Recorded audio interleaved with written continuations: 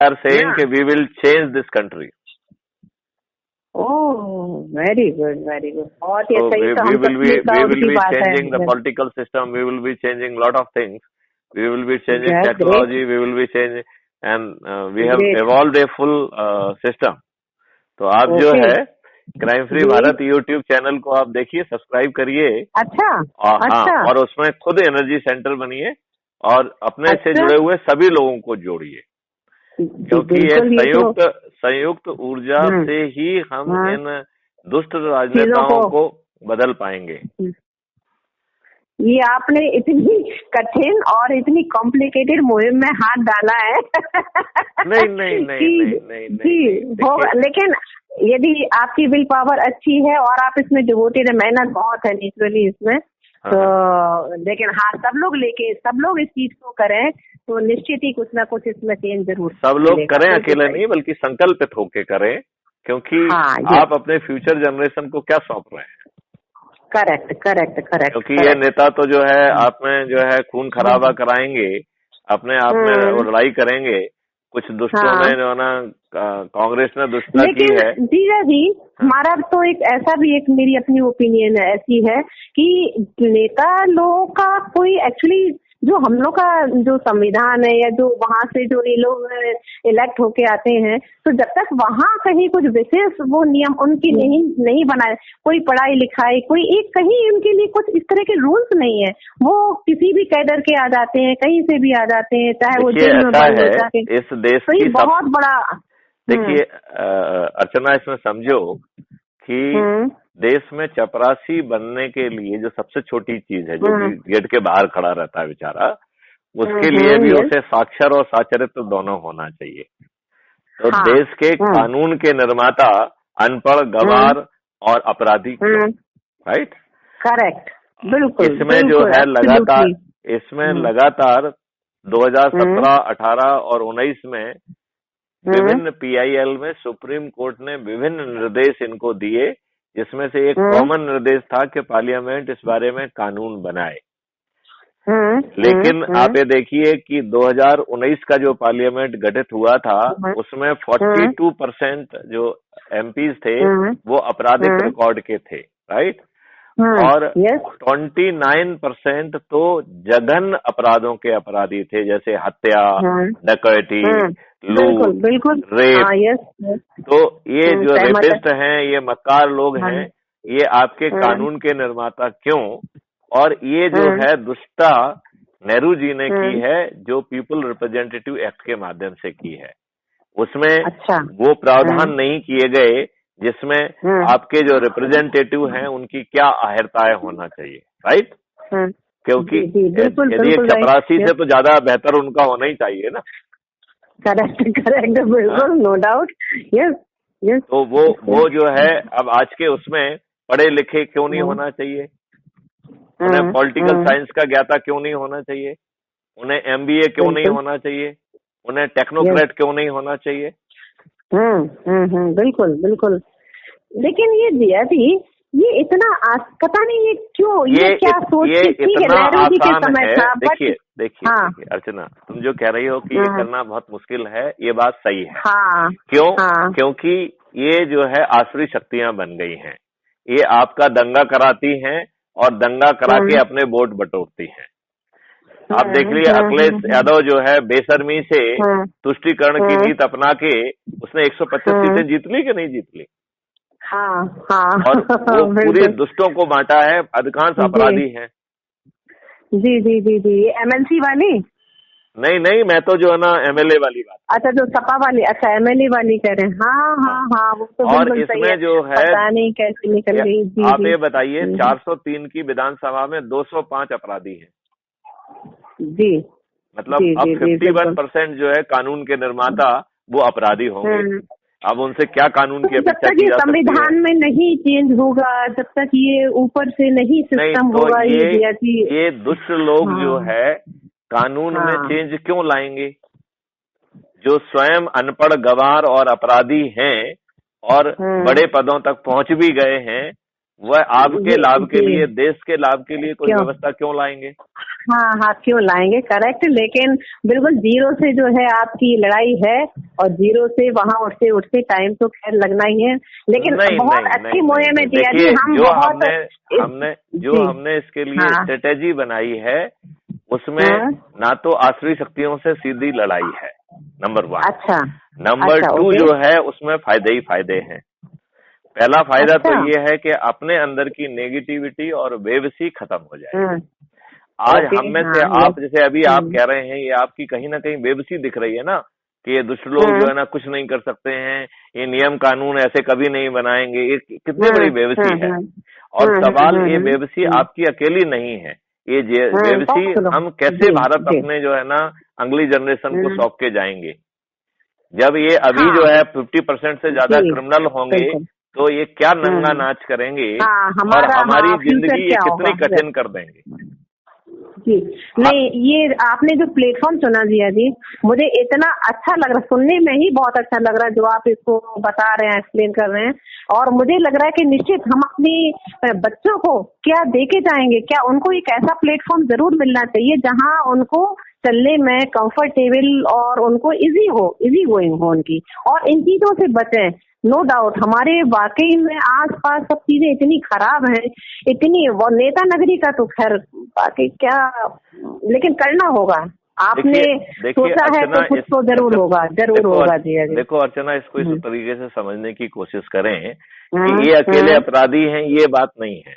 ये अपने चारों तरफ जो लोगों को इकट्ठा कर रहे हैं वो महाअपराधी हैं, और वो जो है मधुमक्खी जैसे इनसे जुड़े हुए हैं जिससे वो अपराध कर सके। तो नेताजी का खुद का स्थायी वारंट है और उनके प्यादों का भी स्थायी वारंट है, जिनको पुलिस को उठा के लॉकअप में, बिल्कुल जिनको पुलिस को उठा के लॉकअप जी करना चाहिए। दूसरा हमारा ये है कि हम अपने आसपास के वातावरण, हम जिसको भी मिले तो आपस में इस चीज का ये मैसेज जरूर कन्वे करें कि नहीं, इसको हमें दूर करना है, इससे हमें परे होना, एक ऐसी अच्छी चीज को लाना है कि ये क्राइम वाकई में, ये चीज वाकई खत्म होनी चाहिए। अब कैसे हो, ये आपने जो स्ट्रेटजी बनाई है या जो एक लेकर के चल रहे हैं कि सबसे पहले हमारी अपनी खुद की भी नेगेटिविटी खत्म हो, तभी हम इसमें पॉजिटिविटी ला पाएंगे। यदि हमारी नेगेटिविटी खत्म होगी तो हम ज्यादा फोकस और कंसंट्रेशन से और पॉजिटिविटी से जो भी काम कर रहे होंगे उसमें हमारा आउटपुट सुधर जाएगा और हम उससे ज्यादा अर्थ लाभ ले पाएंगे।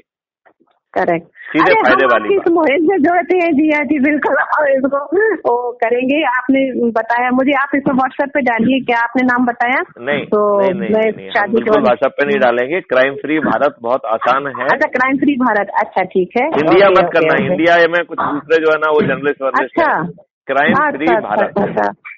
ओके, क्राइम फ्री भारत, ठीक है ना। और उसको आप देखिए और खुद एनर्जी सेंटर बनिए और शादी वादी कर लीजिए, फिर और ज्यादा एनर्जी के साथ भिड़िए। अरे वाह जिया जी, थैंक यू। आपने वाकई जी निश्चित करना चाहिए। मैं तो कहती हूँ कि हर ही नागरिक का कर्तव्य है कि वो एक अच्छी मुहिम में शामिल हो। देखिए, मैं इसका कॉन्सेप्ट 2 मिनट में आपको समझाता हूँ, ठीक है ना। पहले तो अपन को संकल्प लेना है कि हम क्राइम फ्री भारत का अपने आप को ऊर्जा केंद्र घोषित करते हैं। Okay, right. तो जैसे ही हम घोषित करेंगे तो हमको ये आसरा हो जाएगा कि क्राइम फ्री भारत से जुड़े हुए जितने भी ऊर्जा केंद्र हैं वो हमारे कजिन्स हो गए हैं, वो हमारे मित्र हो गए हैं, वो हमारे नेटवर्क का हिस्सा हो गए हैं। राइट। दूसरी बात, एक आशा का वो होगा, संचार होगा, तो आपकी नेगेटिविटी कम होगी, ठीक है ना। अब इसके बाद क्या करना है, 3 सूचियां बनाना है, वो भी अपने प्रभाव क्षेत्र की। तो अभी क्या होता है कि हम सब लोग जिस काम में बिजी रहते हैं, समय नहीं निकल पाता है और चंद लोगों से ही बात कर पाते हैं जिनसे कुछ काम होता है। जी राइट। तो यदि हम थोड़े से भी प्रयास करके जो है यदि सूची बनाएंगे तो हम अपने नेटवर्क के उन मित्रों से, उन कितकिन से और उन लोगों से जिनसे हमने हो सकता है वर्षों से बात नहीं की होगी, उनसे हम बातचीत करेंगे और अपनी प्रगाढ़ता बढ़ेगी।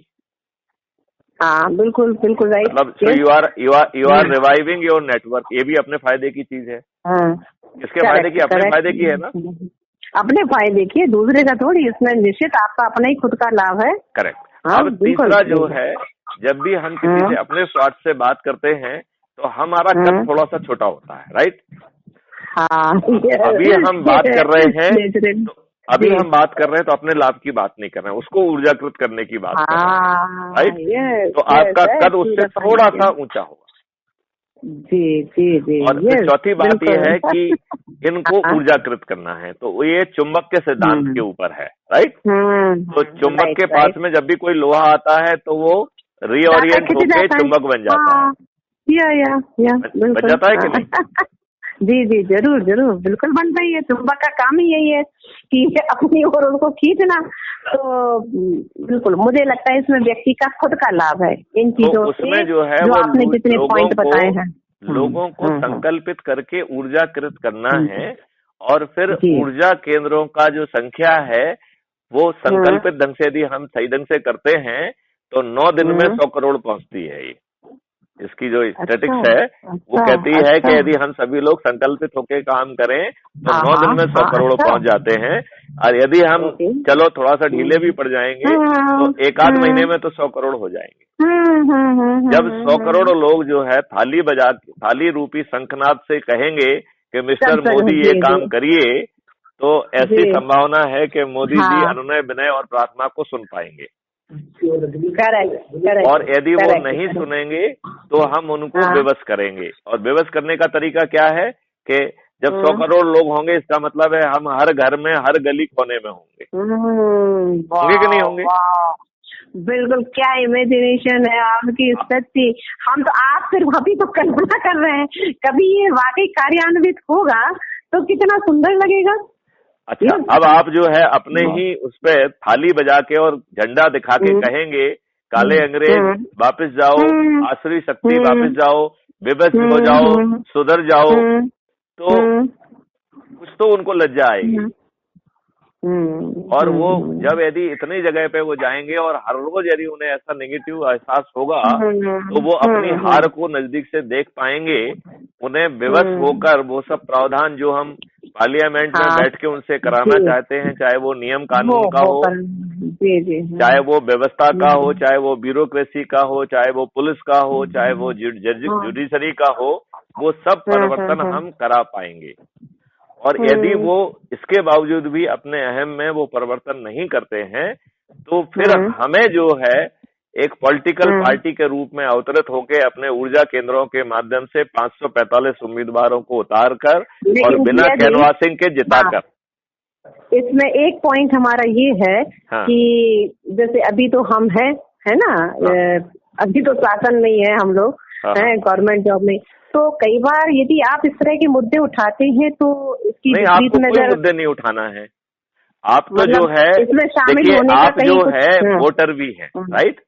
हाँ, वोटर भी है। आप किसी कंडक्ट रूल का वायलेशन नहीं कर रहे हैं, राइट? आप ऐसा कोई काम नहीं कर रहे हैं जो आपके कंडक्ट रूल का वायलेशन हो। इस बात को तो हम बहुत बेहतर ढंग से समझ सकते हैं कि नहीं समझ सकते हैं, ठीक है ना?